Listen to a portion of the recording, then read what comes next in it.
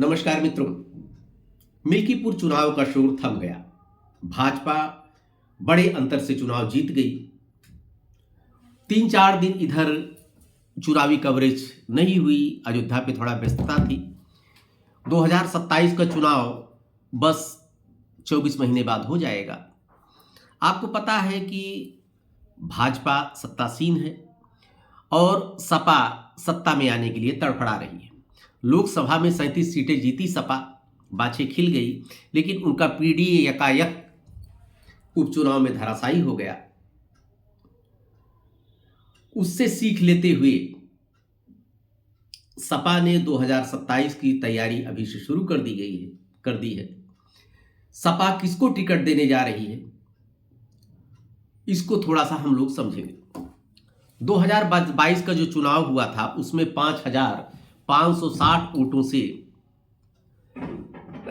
फिरोज खान गब्बर चुनाव हार गए भाजपा प्रत्याशी अमित सिंह चौहान से। थोड़ा वहां के जातिवार वहां पर जो मतदाता हैं उनको भी जान लेना आवश्यक है, क्योंकि समय अब जाति का ही चल रहा है। मुस्लिम 55,000, ब्राह्मण 48,000, पासी 45,000, यादव 38,000, क्षत्रिय 31,000, कुर्मी 28,000, कोरी 27,000, निषाद 25,000, वैश्य 11,000, कुल मिलाकर 3,60,242 मतदाता 2022 को चुनावी मतगणना के हिसाब से वहां पर हैं, चुनावी मतदाता संख्या के हिसाब से। अब प्रश्न उठता है कि टिकट किसको मिलेगा। आपको बता दें मित्रों कि इधर सपा ने कुछ विचारधारा में अपने परिवर्तन किया, पीडीए नारा लेकर आई। पीडीए को डिजाइन करने में सपा के सामने बहुत मुश्किलों का सामना करना पड़ रहा है। पीडीए के कारण उसका जो कोर वोट बैंक या मवाई का समीकरण सपा के साथ जुड़ा था, उसको सहेजना भी कहीं कहीं सपा के लिए बड़ा मुश्किल हो जा रहा है, क्योंकि उसको अगर सहेजती है तो कहीं कहीं जातिवादी हो जाती है। मुस्लिम तुष्टीकरण का टैग भी उसके ऊपर लगेगा सपा के, इसलिए उसके सामने अब पीडीए को डिजाइन करने में बहुत सी समस्याओं का सामना करना पड़ रहा है, क्योंकि पीडीए में सारी जातियों को साधना उसके लिए बड़ा मुश्किल है। इसलिए कुछ तो कुर्बानी देनी ही पड़ेगी, और स्पेशली कुर्बानी यादव और मुस्लिम को देनी पड़ेगी। लेकिन यादव मुस्लिम चूंकि वोट बैंक है सपा के, इसलिए जैसा माना जा रहा है कि अयोध्या जिले में एक टिकट मुस्लिम को मिलेगा और एक यादव को मिलेगा। बाकी एक आरक्षित सीट तो है ही है आपके यहाँ ये मिल्कीपुर, और एक टिकट जो दे देगी अदर ओबीसी को दे देगी, जो पीडीए कुलगोत्र में आता है उनके। बीकापुर की जहां तक बात की जाए, दावेदारों की लिस्ट अगर देखी जाए तो फिरोज शाह गब्बर जो बहुत मामूली अंतर से 5,560 वोटों के अंतर से हार चुके हैं वो हैं। आनंद सेन यादव जी भी हैं, वहां के टिकट के दावेदार, एक बार चुनाव लड़े थे लेकिन पराजित हो गए थे। अनूप सिंह बहुत दिन से लगे हैं, इनका लक काम नहीं करता, ये दुर्भाग्यशाली हमेशा से रहे। 15 सालों से टिकट के दावेदार रहते हैं, पता लगा ऐन मौके पर टिकट कट जाता है, उसके बाद निर्दल शायद पर्चा वर्चा भी भरते हैं, मनोबल होती है, मान जाते हैं। राजा मान सिंह भी नया चेहरा अब की बार सुनाई पड़ रहा है, आ सकते हैं। जितेंद्र सिंह बबलू जो काफी दिनों से राजनीति के नेपथ में चले गए हैं, अब यह स्पष्ट नहीं है कि वो सपा से लड़ेंगे कि भाजपा से लड़ेंगे, हालांकि टिकट के लिए प्रयासरत हैं। लेकिन जो हमारा अनुमान है कि पीडीए को भी मेंटेन रखना है सपा के सामने, इसलिए एक मुस्लिम को टिकट देगी।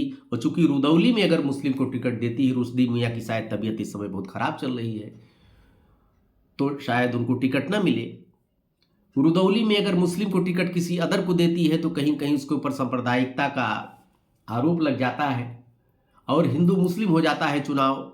वहां पर भाजपा जितने मुस्लिम कैंडिडेट है मुस्लिम क्षेत्रों में भाजपा जीत जाती है, वैसे भी रामचंद्र यादव वहां पर जीतते आ रहे हैं। इसलिए जहां तक मेरा अनुमान है कि फिरोज शाह गब्बर का टिकट किसी भी कीमत पर सपा नहीं काट सकती है। क्योंकि एक मुस्लिम को तो पूरे जिले में रखना ही पड़ेगा। और ऐसी स्थिति में चूंकि गब्बर का जो ट्रैक रिकॉर्ड है बहुत अच्छी उन्होंने फाइट दिया, और मुस्लिम आबादी बीकापुर में लगभग 55,000 सबसे ज़्यादा है।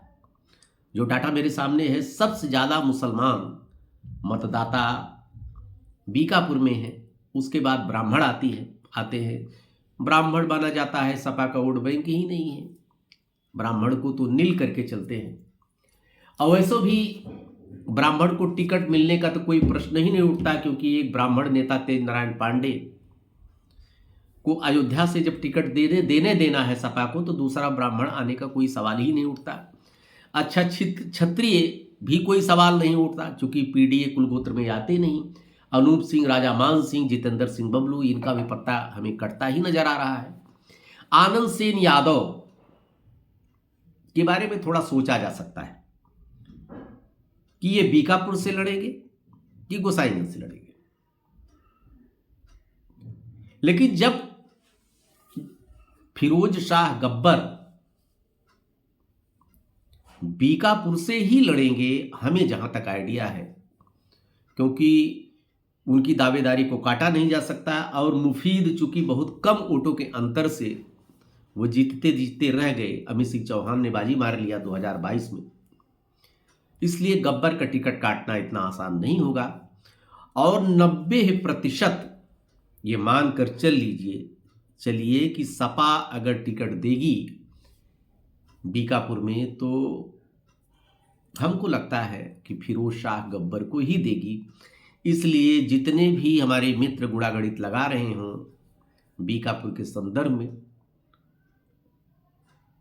उनको सोचना चाहिए कि गब्बर के अलावा कोई भी सपा के लिए कोई प्रत्याशी मुफीद नहीं हो सकता है, क्योंकि सपा का कोर वोट बैंक यादव और मुस्लिम मिलाकर 55,000 लगभग मुस्लिम है। यादव को 38,000 मिला दिया जाए, जो 50, 30, 80, 85 मतलब 88,000 के जो इनका कोर वोट बैंक है ही है। अदर को कुछ जोड़ लेते हैं तो ऐसा लगता है कि सीट निकल सकती है। अब देखना यह होगा कि बीजेपी किसको मैदान में उतारती है। हालांकि अखिलेश यादव ने कह रखा है कि कोई भी प्रत्याशी अपने टिकट को पक्का न समझे, फाइनल न समझे। जो पिछली बार बहुत कम वोटों के अंतर से हारा हो, उनका आशय यही था। फिर से पार्टियां अपना सर्वे कराएगी, जमीनी सर्वे होगा तो क्या निकल के आता है। चूंकि 2027 है और किसी भी कीमत पर अब की बार सत्ता सपा गंवाना नहीं चाहेगी। अब ये भी डिपेंड करता है कि सपा के बाद भाजपा का प्रत्याशी कौन होता है, परिणाम उसके ऊपर निर्भर करेगा। लेकिन मुख्य बिंदु पर आते हैं कि टिकट फिरोज शाह गब्बर का लगभग तय मान सकते हैं हम। आप लोगों की क्या राय है कमेंट बॉक्स में जरूर लिखिए और बताइए कि हमारा ये अनुमान सही है या गलत है। देखते रहिए अयोध्या दर्पण। ढेर सारी शुभकामना आपको। धन्यवाद।